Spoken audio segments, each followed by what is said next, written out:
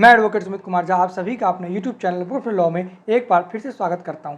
आप सब जानते हैं कि मेरा चैनल लॉ से रिलेटेड है। इस पर हम कानूनी जानकारी देते हैं, हम लोग लीगल प्रोविज़न को डिस्कस करते हैं। आज का हमारा टॉपिक है 498A के बारे में, जो कि अभी नए कानून में यानी कि BNS में 85 में दिया गया है। इसमें बार बार क्या होता है कि जो फैमिली मेम्बर्स हैं उनका नाम दे दिया जाता है लड़की या लड़की के परिवार के द्वारा। तो इसमें सबसे बेस्ट ऑप्शन होता है क्वासिंग का।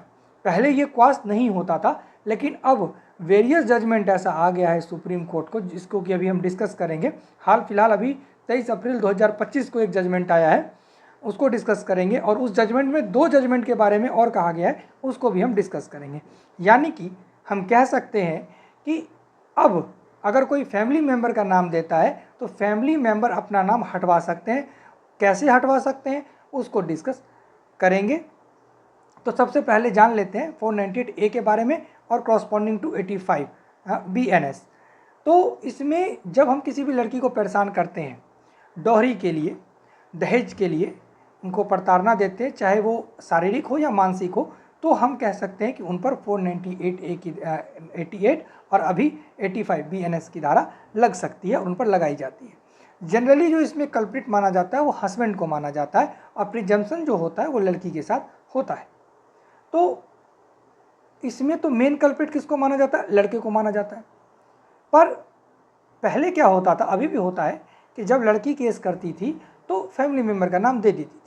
और हम क्या करते थे, बहुत बार डिस्चार्ज पिटीशन लगाते थे। डिस्चार्ज पिटीशन क्या होता है सबको पता है, जो भी मेरे सब्सक्राइबर हैं, और जिसको नहीं पता है वो जा कर के देखेंगे, हम लिंक दे देंगे डिस्क्रिप्शन बॉक्स में, वहाँ से कि डिस्चार्ज पिटीशन क्या होता है। उसके बाद डिस्चार्ज ना होने के बाद आदमी क्वासिंग एप्लीकेशन लगाता था। क्वासिंग एप्लीकेशन क्या होता है उसके बहुत डिटेल वीडियो है, डिस्क्रिप्शन बॉक्स में लिंक रहेगा और वहाँ से जा कर के देख सकते हैं। तो ये भी एक क्वासिंग से ही रिलेटेड मैटर है ये केस। इसमें जब लड़की 498A के तहत केस कर देती है और उसमें फैमिली मेम्बर्स का नाम जोड़ देती है। इस केस में कहा गया, इस केस का आप नाम लिख लीजिए, Mupadi Lakshmi Narayan Reddy and others versus state of Andhra Pradesh 2025 का ये जजमेंट है। इसमें क्वास कर दिया गया FIR against the family member of husband, मतलब हस्बैंड को छोड़ करके बाकी जो फैमिली मेम्बर्स थे, यानी कि उनका भैया और भाभी, हाँ, मतलब कि लड़के का जो भाई है, भाभी है, मतलब फुल फैमिली मेम्बर्स पर केस कर दिया गया था। तो इसमें सुप्रीम कोर्ट ने कहा कि ऐसा नहीं हो सकता। अगर फैमिली मेम्बर पर केस कर रहे हैं आप तो पूरा स्पेसिफिक होना चाहिए, ठीक है। मतलब जो इल्ज़ाम है वो बहुत ही स्पेसिफिक होना चाहिए अगर आप फैमिली मेम्बर को ऐड करना चाहते हैं। तो अगर मामला ओमनिबस है, मतलब कि जनरल एंड ओमनिबस एक लॉ में टर्म यूज़ होता है कि ऐसे ही लगा दिया गया, हाँ वो मार रहे थे, वो भी वहाँ खड़े थे, इस टाइप का जो एलिगेशन होता है उसको हम कहते हैं जनरल एंड ओमनिबस, बिना मतलब का लगा देना। अब लड़के पर केस कर रहे हैं तो उसके पूरे फैमिली मेम्बर्स पर कर दिए, सबका नाम दे दिए, तो इस तरीके का जो FIR है उसको क्वास किया जा सकता है। अब हम रेफरेंस में ये जजमेंट भी दे सकते हैं, और इस जजमेंट में बहुत ही क्लियरली 2 जजमेंट को मेंशन किया गया। एक जजमेंट आपका है Geeta Malhotra versus state of UP, ये आपका 2012 का था जजमेंट। इसमें कहा गया था कि अगर जो व्यक्ति, मतलब जो भी फैमिली मेम्बर है, वो अगर परिवार के साथ नहीं है, यानी कि जो भी उसका हस्बैंड है, अगर उसके साथ नहीं रह रहा है फैमिली में, उस पर 498A के तहत मुकदमा नहीं चलाया जा सकता।